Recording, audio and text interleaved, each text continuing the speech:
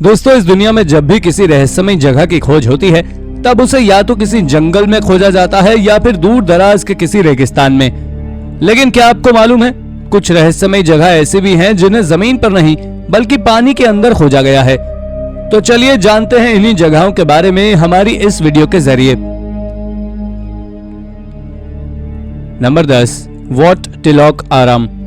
दोस्तों, ये खोज नॉर्दर्न थाईलैंड में की गई है, जहां से आर्कियोलॉजिस्ट ने एक करीब 500 साल पुराना टेंपल खोजा है जो पानी में पिछली कई सदियों से डूबा हुआ था, और इस टेंपल का नाम वॉट टिलॉक आराम है। जब इसे खोजा गया तब किसी को भी इस बात का अंदाजा भी नहीं था, लेकिन इसी टेंपल के बाहर एक स्टोन पर इंस्क्रिप्शन मौजूद था जिस पर इसके बारे में काफी सारी डिटेल लिखी हुई थी। आर्कियोलॉजिस्ट की माने तो उनका कहना है कि इस स्ट्रक्चर को 1476 में किंग टिलोकराड के द्वारा बनाया गया था। किंग टिलोकराड ने यह टेंपल अपने शहर के लोगों के लिए बनवाया था। जिन्हें नहीं पता कि किंग टिलोकराड कौन थे, तो उन्हें बता दें कि किंग टिलोकराड मैग्राई डायनेस्टी के ही एक राजा थे, और इस डायनेस्टी ने 13वीं सेंचुरी से 18वीं सेंचुरी तक नॉर्दर्न थाईलैंड में राज किया है। हालांकि इस साल 1939 में एक गवर्नमेंटल प्रोजेक्ट के चलते ये पानी में डूब गया, और आज भी ये वही पानी में सही सलामत मौजूद है। Number 9, world's largest underwater केव।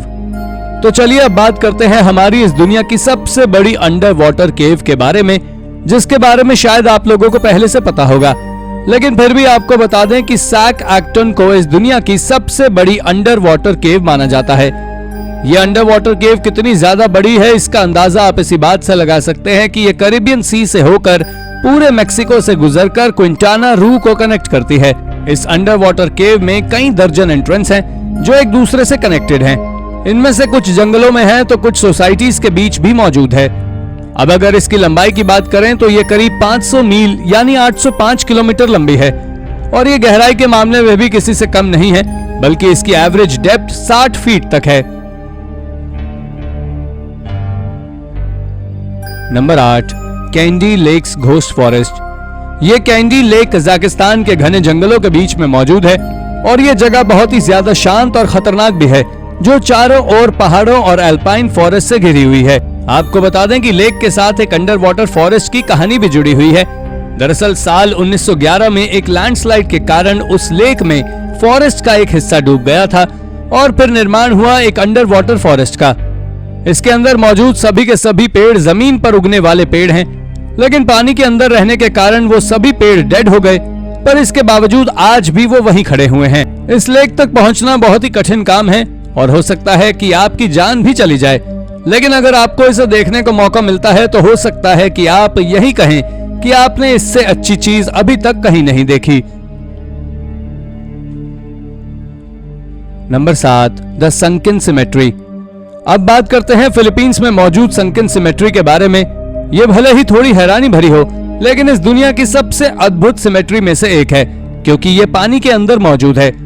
इसके अंदर आपको ये पता नहीं चलेगा कि कौन सी ग्रेव किस इंसान की है, क्योंकि इस ग्रेव के नीचे में मौजूद सभी ग्रेव मार्क्स पानी के नीचे हैं, और कुछ ग्रेव मार्क्स ने तो अपनी जगह भी बदल दी होगी, लेकिन इन सभी के बावजूद इस ग्रेव को मार्क करने के लिए एक क्रॉस साइन मौजूद है जो कि पानी के बाहर है।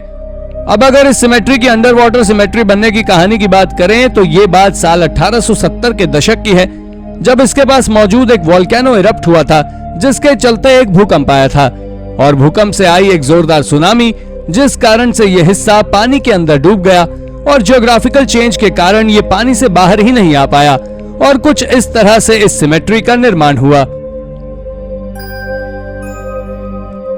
Number 6, loss Levantine village. दोस्तों, मेडिटेरेनियन सी के बारे में तो आपको नॉलेज होगी ही कि ये आर्कियोलॉजिकल डिस्कवरीज के लिए कितनी ज्यादा महत्वपूर्ण साइट है, और इसी के चलते जब इस सी का अंडर वाटर एक्सकेवेशन किया जा रहा था तो इसके अंदर से एक वेल यानी कि कुआं मिला था, जो आज से लगभग 7500 साल पुराना है। जब उस कुएं को खोजा गया था तो किसी को इस बात का अंदाजा नहीं था कि ये एक एंशिएंट सेटलमेंट के सबूत हैं, बल्कि सभी को लग रहा था कि ये गड्ढा है। लेकिन फिर इसकी जांच की गई तो पता लगा कि ये एक लेवेंटाइन नाम का विलेज है। जिन्हें नहीं पता उन्हें बता दें कि ये लेवेंटाइन विलेज एक नियोलिथिक सोसाइटी थी, जो वहां फ्लड के आने से पहले रहा करती थी। मैरीटाइम आर्कियोलॉजिस्ट जोनाथन बेंजामिन का कहना है कि उन्होंने और उनकी टीम ने इन रिमेन्स को इजराइल की कोस्ट पर पानी के करीब 15 फीट नीचे खोजा था। Number 5, the city of R'lyeh. Author HP Lovecraft एक बहुत ही जीनियस इंसान थे और इन्होंने टुहलू नाम की एक किताब लिखी थी जो कि एक माइथोलॉजिकल बीस्ट के ऊपर लिखी गई थी और इनकी ये किताब बहुत ज्यादा फेमस हुई। जिसके बाद इन्होंने 1900s में एक और किताब लिखी जिसका नाम था रिलायर। उस किताब में बताया गया था कि ये एक लॉस्ट सिटी है जो आज के समय कहीं ना कहीं पैसिफिक ओशन में मौजूद है। वैसे ये पहले भी वो इस सिटी के बारे में अपनी किताब द कॉल ऑफ टुहलू में जिक्र कर चुके थे, जिसमें बताया गया था कि ये सिटी टुहलू के अंडर में आती है और एक सेलर इस जगह होकर आ भी चुका है। हालांकि उन्होंने इस किताब में उस सेलर का नाम तो नहीं बताया था, लेकिन उन्होंने ये जरूर कहा था कि मेरी लिखी सभी किताबों की कहानियां पूरी तरह सच्ची हैं। ये कहानी सुनने में भले ही साइंस फिक्शन मूवी की तरह हो, लेकिन ये सच्ची हैं। वैसे आपका इसके बारे में क्या कहना है, हमें कमेंट करके जरूर बताएं। Number 4, the under water waterfall. दोस्तों, ये अंडर वाटर वाटरफॉल मॉरिशस नाम के एक आइलैंड पर है जो कि इंडियन ओशन में स्थित है और इस जगह को बोटिंग के हिसाब से दुनिया की सबसे खूबसूरत जगहों में से एक माना जाता है।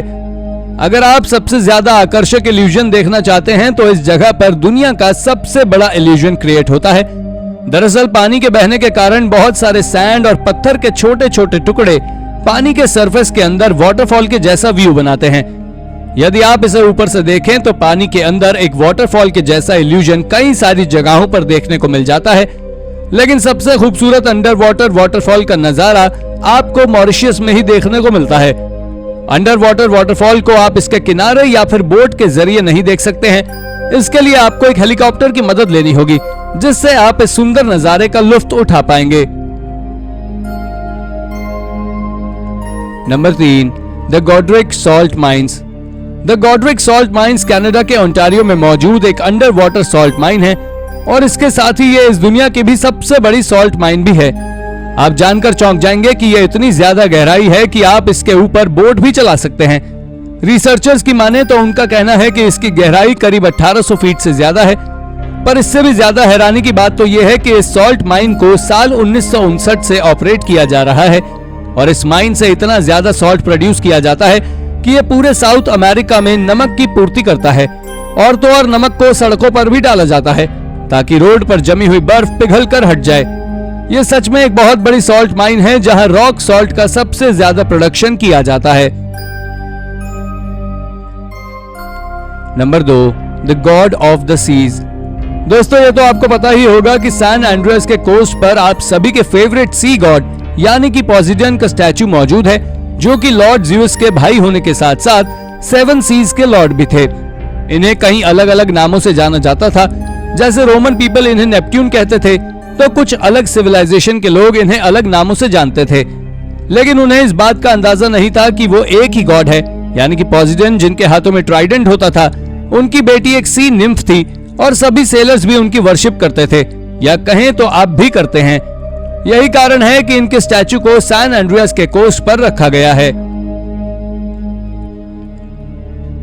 Number 1, the sunken Stonehenge. इस दुनिया में कई सारी ऐसी आर्कियोलॉजिकल साइट्स हैं जिन्हें संकन स्टोनहेंज के नाम से जाना जाता है और उन्हीं में से एक साइट स्कॉटलैंड के ऑर्कनी में मौजूद है। दरअसल जब मरीन आर्कियोलॉजिस्ट इस जगह पर एक्सकेवेशन का काम कर रहे थे, तब उन्होंने इस जगह पर एक अजीब सा स्टोन सर्कल देखा था, जिसे देखने के बाद वो हैरान रह गए। उनकी हैरानी के पीछे का कारण ये नहीं था कि वहां स्टोन सर्कल मौजूद था, बल्कि ये था कि वो स्टोन सर्कल बिल्कुल स्टोनहेंज जैसा ही था। जब आर्कियोलॉजिस्ट ने इस जगह का एक्सकेवेशन किया तो उन्होंने पाया कि ये जगह आज से 4000 साल पहले एक साधारण जमीन का टुकड़ा हुआ करता था, लेकिन जियोलॉजिकल चेंजेस होने के कारण ये जगह पानी में डूब गई। खैर, अब बात करें मिस्ट्री की, तो मिस्ट्री कुछ ऐसी है कि जिस किसी ने स्टोनहेंज को बनाया था, उसी ने इंग्लैंड में मौजूद स्टोनहेंज को भी बनाया था। लेकिन ये कैसे हो सकता है, ये बात आज भी एक रहस्य है। तो दोस्तों, ये थी हमारी आज की वीडियो। अगर आपको हमारी आज की ये वीडियो पसंद आई हो तो वीडियो को लाइक करें और चैनल को सब्सक्राइब करना बिल्कुल ना भूलें। धन्यवाद।